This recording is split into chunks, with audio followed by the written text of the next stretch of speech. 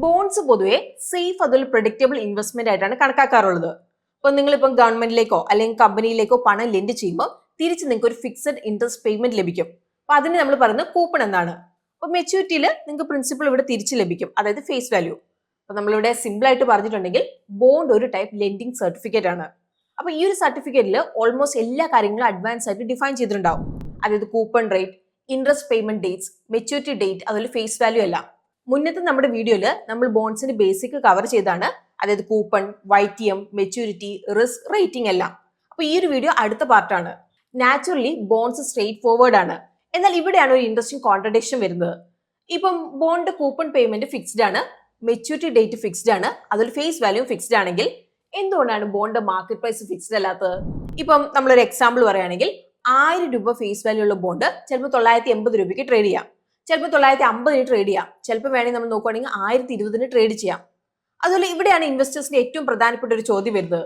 ഇപ്പം 1000 രൂപ face value ഉള്ള ബോണ്ട് 950 രൂപയ്ക്ക് അവൈലബിൾ ആണെങ്കിൽ അതൊരു ഓപ്പർച്യൂണിറ്റി അല്ലേ? അല്ലെങ്കിൽ മാർക്കറ്റ് എന്തെങ്കിലും റിസ്ക് കാണിക്കുന്നതാണോ അത്?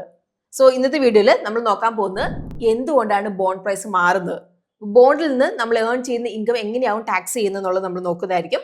ബോണ്ട് ഡിഫോൾട്ട് റിസ്ക് എന്താണ്, അതുപോലെ ഡയറക്റ്റ് ബോണ്ട്സ് ബെറ്റർ ഓപ്ഷൻ ആണോ അല്ലെങ്കിൽ ബോണ്ട് മ്യൂച്വൽ ഫണ്ട്സ് ആണോ? So let's begin today's video.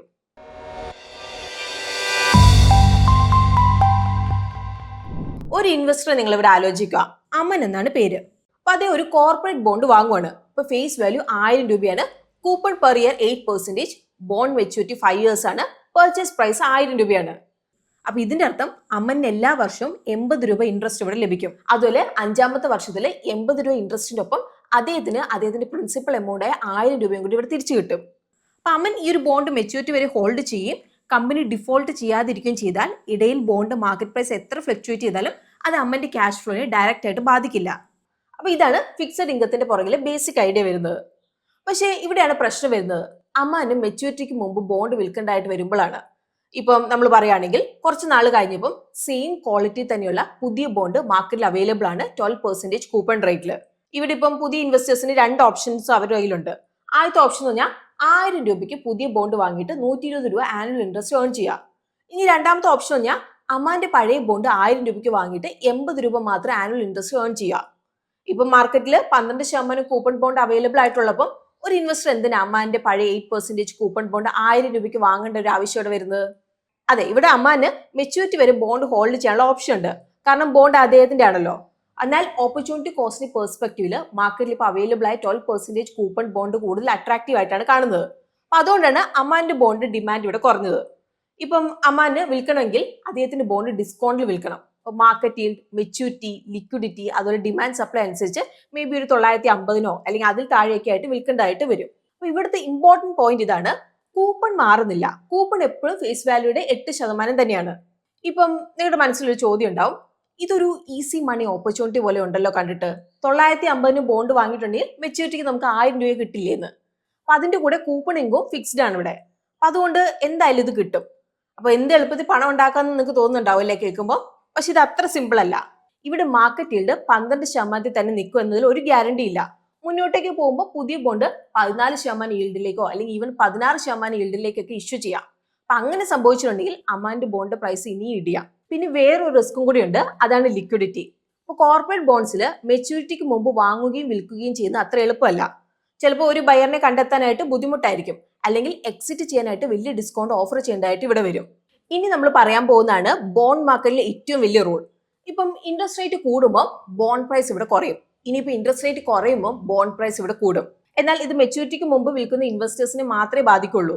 ഇപ്പം മാർക്കറ്റിൽ പുതിയ ബോണ്ട്സ് കൂടുതൽ റിട്ടേൺസ് ഓഫർ ചെയ്യുവാണെങ്കിൽ പഴയ ഹൈ കൂപ്പൺ ബോണ്ട്സ് കൂടുതൽ അട്രാക്റ്റീവ് ആയിട്ടും അതുപോലെ തന്നെ അവരുടെ പ്രൈസ് ഇവിടെ കൂടാം. മുന്നത്തെ എക്സാമ്പിൾ നിങ്ങൾ നോക്ക്. ഇപ്പൊ മാർക്കറ്റിൽ പുതിയ ബോണ്ട്സ് 5% മാത്രമാണ് ഓഫർ ചെയ്യുന്നതെങ്കിൽ അമ്മാന്റെ 8% ബോണ്ട് ഇവിടെ കൂടുതൽ അട്രാക്റ്റീവ് ആവും. അപ്പൊ ഇൻവെസ്റ്റേഴ്സ് ഇതിനായിട്ട് പ്രീമിയം കൊടുക്കാൻ വേണ്ടിയിട്ട് റെഡി ആയിരിക്കും.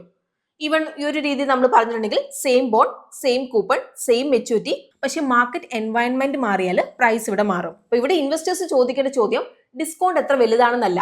ആദ്യത്തെ ക്വസ്റ്റ്യൻ വരുന്നത് ബോണ്ട് എന്തുകൊണ്ടാണ് 950 അവൈലബിൾ ആയിട്ടുള്ളതെന്നാണ്. ഇൻട്രസ്റ്റ് റേറ്റ് കൂടിയതുകൊണ്ട് മാത്രമാണ് വില ഇടിഞ്ഞത്. അപ്പൊ കമ്പനിയുടെ ഫൈനാൻഷ്യലി സ്ട്രോങ് ആണെങ്കിൽ അതൊരു ഓപ്പർച്യൂണിറ്റി അല്ലേ? ഇനിയിപ്പോ വില ഇടിഞ്ഞത് കമ്പനിയുടെ credit risk, fraud allegation, rating downgrade, cash flow problems അല്ലെങ്കിൽ ഫിയർ ഓഫ് ഡിഫാൾട്ട് കൊണ്ടാണെങ്കിൽ ഈവൻ 950 എന്ന് എക്സ്പെൻസീവ് ആയിരിക്കും. സോ ഡിസ്കൗണ്ട് എപ്പോഴും ഇവിടെ ബാർഗെയിൻ അല്ല, ചിലപ്പോൾ ഡിസ്കൗണ്ട് ഒരു വാർണിംഗ് സിഗ്നൽ ആവാം. ഇനി RBI ഇൻട്രസ്റ്റ് ആയിട്ടുള്ള കണക്ഷൻ നമുക്കൊന്ന് ഇവിടെ മനസ്സിലാക്കാം. ഇപ്പം ഗവൺമെന്റ് ബോണ്ട് നിങ്ങൾക്ക് 6% ആനുവൽ yield ആണ് ഇവിടെ ഓഫർ ചെയ്യുന്നത്. അതേസമയത്ത് നമ്മൾ നോക്കുകയാണെങ്കിൽ അതേ മെച്യൂരിറ്റി ഉള്ള ഒരു കോർപ്പറേറ്റ് ബോണ്ട് 9% ഇവിടെ ഓഫർ ചെയ്യുന്നതെങ്കിൽ ഇത് തമ്മിലുള്ള ഡിഫറൻസ് നമ്മളിവിടെ പറയുന്നതാണ് സ്പ്രെഡ് എന്നത്. അതായത് corporate bond yield minus government bond yield is equal to spread. അപ്പൊ ഈ ഒരു എക്സാമ്പിളിൽ 9% മൈനസ് 6% ഈസ് ഈക്വൽ ടു 3%. അപ്പൊ ഇവിടെ ഈ ഒരു 3% എന്ന് പറയുന്നത് നമ്മൾ അഡീഷണൽ റിസ്ക് എടുത്ത് കോർപ്പറേറ്റ് ബോണ്ടിലേക്ക് ഇൻവെസ്റ്റ് ചെയ്തതിന്റെ കോമ്പൻസേഷൻ ആണ്. ഇനി നമുക്കൊന്ന് മനസ്സിലാക്കാം എന്തുകൊണ്ടാണ് മാർക്കറ്റ് yield മൂവ് ചെയ്യുന്നതെന്ന്. അപ്പൊ മാർക്കറ്റ് yield മൂവിന്റെ മെയിൻ റീസണിൽ ഒന്ന് ഇൻട്രസ്റ്റ് റേറ്റ് സൈക്കിൾ ആണ്. അപ്പൊ RBI പോളിസി റേറ്റ്സ് റേസ് ചെയ്യുമ്പോൾ എക്കോണമിയിൽ ബോറോയിങ് കോസ്റ്റ് കൂടാം.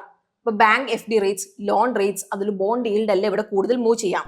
നിങ്ങൾ വിചാരിക്കുക ഗവൺമെന്റ് ബോണ്ട് yield 6% 8% കൂടിയെന്ന്. എന്നാലും ഇപ്പോഴും സെയിം കോർപ്പറേറ്റ് ബോണ്ട് 9% മാത്രമാണ് നൽകുന്നതെങ്കിൽ സ്പ്രെഡ് ഇപ്പോൾ 1% മാത്രമാണ് വരുന്നത്. അതായത് ഇൻവെസ്റ്റേഴ്സ് അഡീഷണൽ റിസ്ക് എടുത്ത് കോർപ്പറേറ്റ് ബോണ്ടിലേക്ക് ഇൻവെസ്റ്റ് ചെയ്യുന്നത് വെറും എക്സ്ട്രാ 1% റിട്ടേൺസിനായിട്ടാണ്. അതുപോലെ ഇത് അത്ര അട്രാക്റ്റീവ് ആയിട്ട് ഇവിടെ തോന്നുന്നില്ല. ഇതുകൊണ്ടാണ് മാർക്കറ്റ് കോർപ്പറേറ്റ് ബോണ്ടിൽ നിന്ന് കൂടുതൽ yield ഡിമാൻഡ് ചെയ്യാനായിട്ട് തുടങ്ങുന്നത്. സോ കോർപ്പറേറ്റ് ബോണ്ട് yield 9% 11% കൂടാം, അല്ലെങ്കിൽ ഈവൻ ഒരു 12%.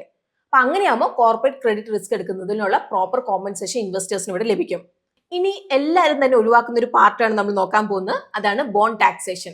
അപ്പോൾ ബോണ്ട് കൂപ്പൺ ഇൻകം പൊതുവെ നിങ്ങൾ ടോട്ടൽ ഇൻകത്തിന്റെ കൂടെ ആഡ് ചെയ്തിട്ട് നിങ്ങളുടെ ഇൻകം ടാക്സ് സ്ലാബ് പ്രകാരം ടാക്സ് ചെയ്യും. ഞാൻ നിങ്ങൾക്ക് ഒരു എക്സാമ്പിൾ വെച്ച് പറഞ്ഞുതരാം. അമ്മാന്റെ ബോണ്ടിന് 8% കൂപ്പൺ. 1 ലക്ഷം രൂപ ഇൻവെസ്റ്റ് ചെയ്തു, അങ്ങനെയെങ്കിൽ ആനുവൽ കൂപ്പൺ ഇൻകം വരുന്നത് 8000 രൂപയായിരിക്കും. ഇപ്പം അമ്മാൻ 30% ടാക്സ് സ്ലാബിന്റെ കീഴിലാണ് വരുന്നതെങ്കിൽ ടാക്സ് ആയിട്ട് ഏകദേശം 2400 രൂപ കൊടുക്കേണ്ടതായിട്ട് വരും. അപ്പൊ ഇവിടെ അമ്മാന്റെ പോസ്റ്റ് ടാക്സ് ഇൻകം വരുന്ന 5600 രൂപയായിരിക്കും. അപ്പൊ പോസ്റ്റ് ടാക്സ് yield സെസ്സിന് മുമ്പ് ഏകദേശം 5.6% ആയിരിക്കും. അതായത് 8% കൂപ്പൺ 8% പോസ്റ്റ് ടാക്സ് റിട്ടേൺസിലേക്ക് ട്രാൻസ്ലേറ്റ് ആകുന്നില്ല. ക്യാപിറ്റൽ ഗെയിൻ ടാക്സേഷൻ ഇവിടെ ഇമ്പോർട്ടന്റ് ആണ്. ഇപ്പൊ ലിസ്റ്റഡ് ബോണ്ട്സ് നമ്മൾ 12 മാസമോ അതിൽ കൂടുതലോ ഹോൾഡ് ചെയ്യുവാണെങ്കിൽ ഗെയിൻ ഇവിടെ ലോങ് ടേം ക്യാപിറ്റൽ ഗെയിൻ ആയിരിക്കും. വിതൗട്ട് ഇൻഡെക്സേഷൻ 12.5% ആയിരിക്കും ടാക്സ് ചെയ്യുന്നത്. ഇനിയിപ്പോ 12 മാസം താഴെയാണ് ഹോൾഡ് ചെയ്യുന്നതെങ്കിൽ gain short term capital gain ആയിരിക്കും. അപ്പൊ ഇത് നിങ്ങളുടെ ഇൻകം ടാക്സ് സ്ലാബിലായിരിക്കും ഇവിടെ ടാക്സ് ചെയ്യുന്നത്. ഇനി ബോണ്ട് ടാക്സേഷനിൽ നിങ്ങൾ വിട്ട് കളയാൻ പാടില്ലാത്ത 2 ഇമ്പോർട്ടന്റ് പോയിന്റ്സ് കൂടി ഉണ്ട്. ഇപ്പൊ ലിസ്റ്റഡ് അതുപോലെ അൺലിസ്റ്റഡ് ബോണ്ട്സ് എന്നുള്ള ഇൻട്രസ്റ്റ് ഇൻകത്തിൽ നിന്ന് പൊതുവെ 10% TDS ഡിഡക്ഷൻ ഉണ്ടാവും. ഒരു ഫൈനാൻഷ്യൽ ഇയറിൽ ഇൻട്രസ്റ്റ് ഇൻകം ത്രഷോൾഡ് ലിമിറ്റായ 10,000 എക്സീഡ് ചെയ്താൽ മാത്രമാണ് TDS ആപ്ലിക്കബിൾ ആവുള്ളൂ. ഇപ്പൊ TDS ഡിഡക്ട് ചെയ്തിട്ടുണ്ടെങ്കിൽ ITR ഫയൽ ചെയ്തിട്ടുണ്ടെങ്കിൽ നിങ്ങൾക്ക് അത് ക്ലെയിം ചെയ്തെടുക്കാൻ വേണ്ടിയിട്ട് സാധിക്കും. ഇനി ടാക്സ് ഫ്രീ ബോണ്ട്സും ഉണ്ട്. ഇപ്പൊ ഇൻട്രസ്റ്റ് ഓൺ നോട്ടിഫൈഡ് ബോണ്ട്സ് അല്ലെങ്കിൽ ഡിബഞ്ചേഴ്സ് ഇപ്പൊ സെക്ഷൻ 1050 എക്സംഷന് ക്വാളിഫൈഡ് ആണ്. എന്നാൽ മെച്യൂരിറ്റിക്ക് മുന്നേ നിങ്ങൾ ടാക്സ് ഫ്രീ ബോണ്ട് മാർക്കറ്റിൽ വിറ്റ ക്യാപിറ്റൽ ഗെയിൻ സ്റ്റിൽ ആപ്ലിക്കബിൾ ആവും. ഇനി ബോണ്ടിലെ ഏറ്റവും വലിയ റിസ്ക് വരുന്നത് ഡീഫാൾട്ട് റിസ്ക് ആണ്.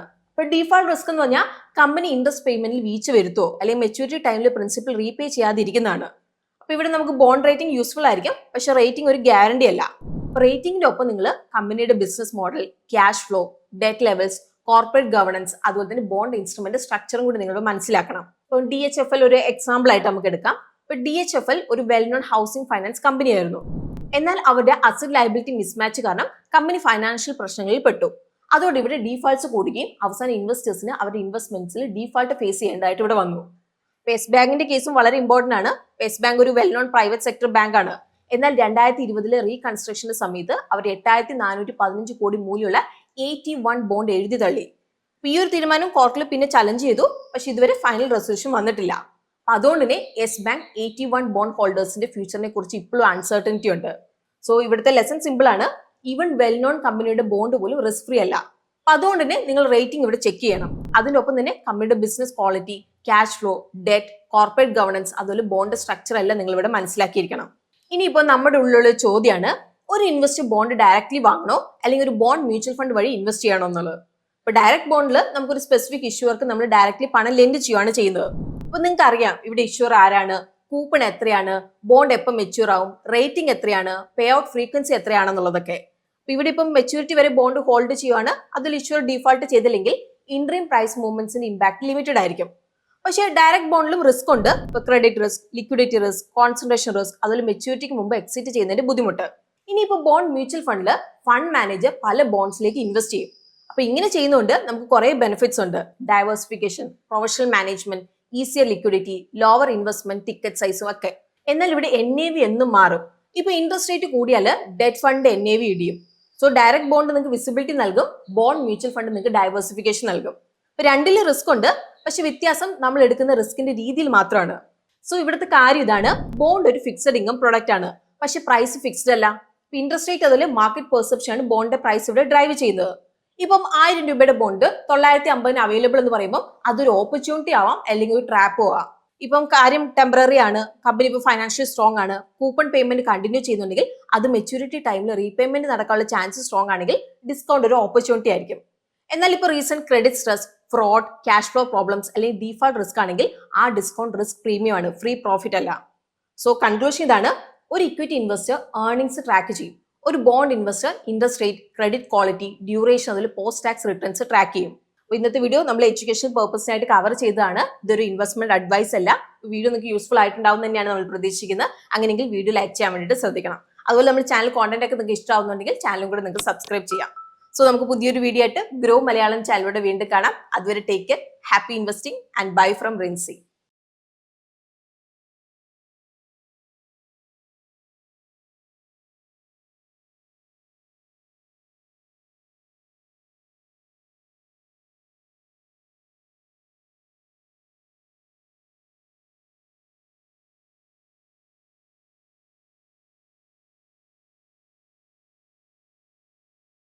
Investment in securities market are subject to market risks. Read all the related documents carefully before investing. Please read the risk disclosure documents carefully before investing in equity shares, derivatives, mutual fund, and or other instruments traded on the stock exchanges.